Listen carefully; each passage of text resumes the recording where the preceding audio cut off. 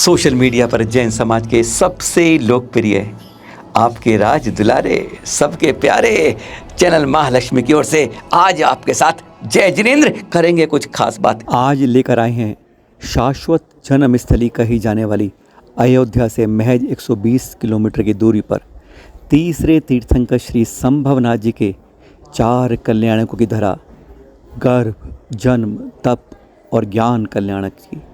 यहाँ संभवनाथ जी भगवान जी का प्रथम समोषण भी आया था और अंतिम तीर्थंकर महावीर स्वामी का भी। यहीं से 2 महामुनि राज मृगध्वज जी और नागध्वज जी भी मोक्ष पधारे हैं, इसलिए इसे कल्याण क्षेत्र के साथ सिद्ध क्षेत्र भी कहा जाता है। यहीं पर समोषण की भव्य रचना हो रही है और अभी यहाँ पर सहस्त्रकूट जिनालय की तैयारी थी। उस सहस्त्रकूट के लिए 1008 प्रतिमाएं जिन मंदिर में विराजमान थी, जिसके बाद बहुत कुछ यहाँ हो गया। पहले देखते हैं क्या हुआ।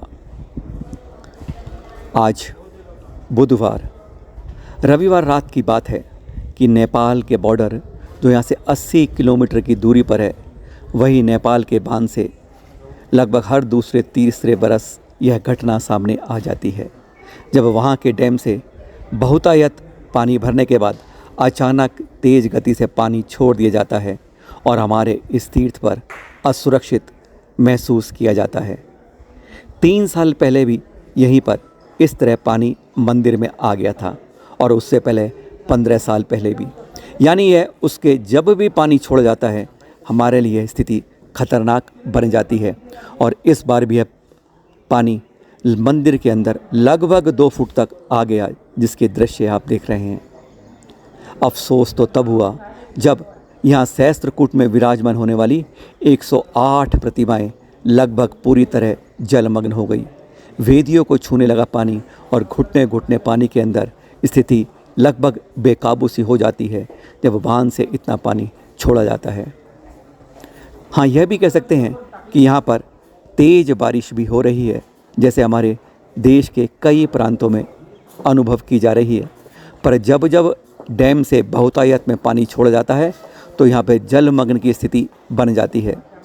हैरानगी वाली बात यह है कि इस तीर्थ के लिए और कोई योजना ऐसी नहीं बन पाती कि हम इसको सुरक्षित उस पानी से रख सकें, और यह त्रासदी लगभग हर 2-3 साल में हमें झेलनी पड़ती है। तीर्थ को नुकसान होता ही है, अपवित्रता भी होती है।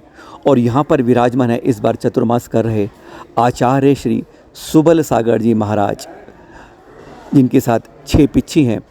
उनका संग यहाँ पर विराजमान था और यहाँ पर आप देख रहे हैं किस तरीके से उन्हें चर्या के लिए इस तरीके से पानी में से जाना पड़ा और एक आरिका को भी किस तरीके से यहाँ पर ले जाना पड़ रहा है। यह तीर्थ एक प्रकार से एक बहुत ज़्यादा इतिहास अपने साथ घेरे हुए है। हाँ, आचार्य सुबल सागर जी के बारे में एक खास बात बता दें, बरसों से यह कभी लेटे नहीं है, यानी निद्रा भी नहीं। अगर कुछ मिनट घंटे लेनी होती है तो बैठ बैठ कर ही लेते हैं। यह खास बात है, बहुत सरल स्वभावी। और यहाँ पर दिन भर सामायिक स्वाध्याय, ध्यान इस तरह चलता रहता है अनवरत। उसी चर्या में रहने वाले आचार्य सुबल संघ को भी काफ़ी परेशानी का यहाँ पर सामना करना पड़ा। कहा जा रहा है कि आज शाम तक धीरे धीरे पानी उतरने की ओर है और अब मंदिर से लगभग पानी उतर चुका है।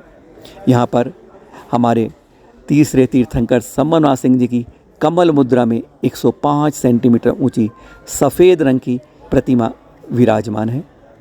यहाँ सम्राट अशोक और उनके पोते ने, राजा थे जो भी, उन्होंने कई जैन मंदिर यहाँ बनवाए थे। 5वीं व 7वीं सदी में चीनी यात्रियों ने यहाँ पर यात्रा की और उन्होंने अपने संस्मरण में लिखा, स्पष्ट लिखा कि यह तब जेतवन मठ था जहाँ काफ़ी जैन मंदिर थे। बाद में इसका नाम मनिकापुरी भी हो गया। एक इतिहास इस बात का भी गवाह है कि जब मोहम्मद गजनवी जगह जगह आक्रमण करके लूटपाट उत्पात मचा रहा था, जगह जगह हमारे मंदिरों को तोड़ रहा था, यही वह क्षेत्र एक रहा है जहाँ उसे सबसे अपमानजनक हार का मुख देखना पड़ा था। 14वीं सदी में जब यहाँ वार्षिक उत्सव होता तो कहा जाता है कि आरती के समय जंगल से एक बाघ आकर हमेशा निश्चित स्थान पर आकर बैठ जाता, जैसे यहाँ की चौकीदारी उसी के जिम्मे थी।